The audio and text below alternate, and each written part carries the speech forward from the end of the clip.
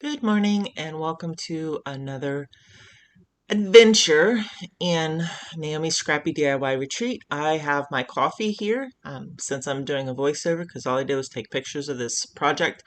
I'm having my coffee, so I hope you join me with coffee and just kind of peruse this little um, crafting adventure that I did. So um, I, I went with a friend, my friend and I, who you will hear more about in other videos. She is Rebecca's Quirky Perks, and she and I have opened a storefront in another store in our local area, and so we needed some shelving units. So we went to Goodwill and we found this shelving unit for $7. Now it only had the middle shelf, but it had opportunities to add other shelves in the middle.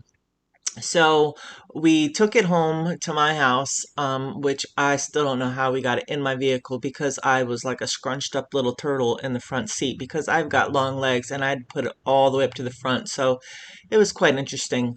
Anyhow, I gave everything what I thought was a dry brush in Waverly White, and it turned out to be a different white, which wasn't terrible, but it would have produced a different look if I'd used the Waverly White. So really, you're just going to see pictures of the process going forward. This was just all different coats of the Waverly. No, it wasn't. It was, again, it was a white color.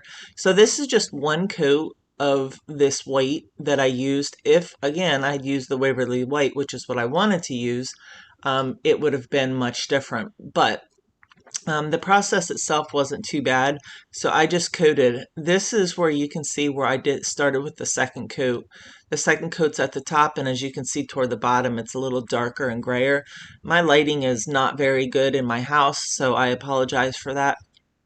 But you're probably going to want to fast forward through most of this anyhow because it's just basic pictures. So here I just have tried to flash to see if you can see it any different. What I did want to show you guys though is that you know, you could, if this would have been Waverly White, it would have looked much different. But what I liked about this is that the original cabinet had like a wood type grain finish to it. It wasn't actually wood, but it was a wood grain finish. So when you paint over the wood grain finish, it with the white paint, it still gives you like this fun vintage type wood grain look, like you've already antiqued it, which I thought was pretty cool. So even when you put a second coat on, so you can see here, this is a first and a second coat. Even with the second coat, you still get that wood grain finish, which is very cool because for me, it allowed a lot of distressing. It allowed me to do less distressing later on. So here you can just see this is between the first and the second coats, and as you can see up above, the you can see both coats. Anyhow, what I wanted to warn you on is this paint felt like it was dry, but then when I started touching it up, as you can see right in the edge, it started lifting paint up. So part of that, I think maybe because I did not sand this first, like I didn't sand anything. I bought this for $7. This is going to go into my thrift store with merchandise on it. So I wanted it to have this rustic look to it, and I think I kind of accomplished that. So then I had this like aqua colored wax, and it wasn't by Waverly. I can't even remember who it was by, but I just started applying that in dry brush strokes here and there all over the cabinet. And I really like the look of it, but it was much darker than what I wanted, what the look I wanted for it. So what I ended up having to do then was just to go back over all of those really dark areas with some more white.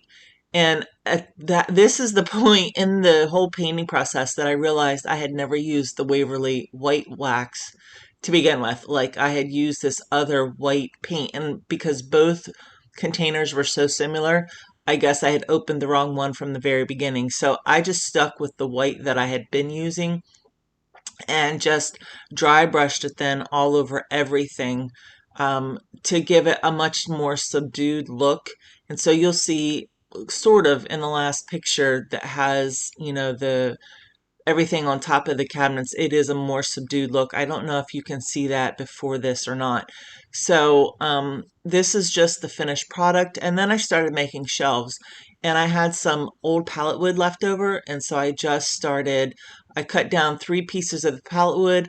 And honestly, all I did was I took a paint stick and I stuck it on either end of, and I screwed it to either end of the pallet wood, and that's what made my shelves. Now, I don't know if you can see the little, whoever had it before me put these little shelf bracket things in there, and so it was perfect because I'm not going to have heavy items on these shelves. So what I did do was I painted with this charcoal um, paint that's supposed to turn things burnt instantly, which it does, and it's beautiful. However, it will leave this residue on your fingers, which I don't know if it's supposed to or not, but it does.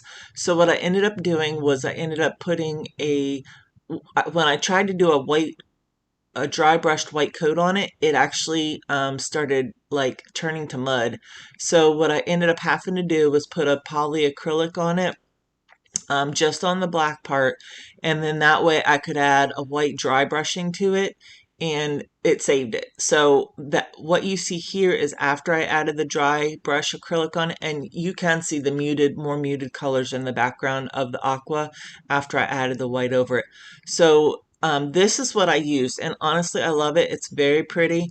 And I don't know if I did something wrong, but it does. It looks like charred wood instantly because it's like a black, it's like a black stain. However, this is what it was doing to my fingers, and I didn't want to be putting, product on the shelf and having it come off, or having a customer touch it and have it come off. So, I mean, I had black all over everything. Like every time we touched it, every time I went to pick it up, every time I went to flip it, it was everywhere. So anyhow, the polyacrylic went on great, and then I just dry brushed it with a little white, and I thought it turned out really well. So you'll see the finished product in the last slide, which also is the thumbnail for it. That is what I used as the polyacrylic to cover it over, and I love this stuff. Like, I use this stuff over a lot of stuff. I can actually do this in my house, and the smell is not that bad. So anyhow, I know this is a little bit different from the norm, but I thank you for joining me, and I hope that picture is actually a good picture. That way you can see it. But $7 from Goodwill. So from trash to crafty treasure.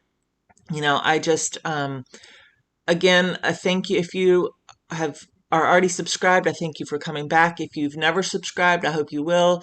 I do all sorts of different types of videos. So I just appreciate you for joining, and I hope that you were able to watch to the very end. I know it was a little different, but thank you so much, and I hope you have a blessed day and are a blessing to someone else. Thank you.